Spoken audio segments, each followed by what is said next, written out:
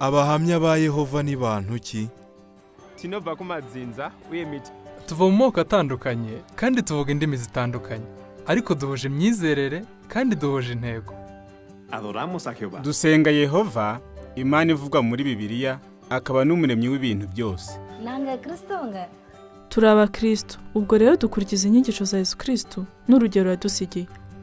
Like Jesus, twigana Yesu, twihatira kuba inyangamugayo, turangwa n'amahoro kandi twubahiriza amategeko y'igihugu dutuyemo. Si ibyo gusa. Nanone, twigana Yesu dufasha abandi kumenya ibiri muri Bibiliya no gusobanukirwa ubwami bw'Imana. Turi abahamya kubera ko tubwira abandi ibirebana na Yehova n'ubwami bwe. Niyo mpamvu twitwa abahamya ba Yehova. each week, Buri cyumweru duteranira mu nzu y'ubwami kugira ngo twige ibyerekeye Imana n'ijambo ryayo Bibiliya. Kwinjira ni ubuntu. Turagutumiye ngo uzaze muri ayo materaniro.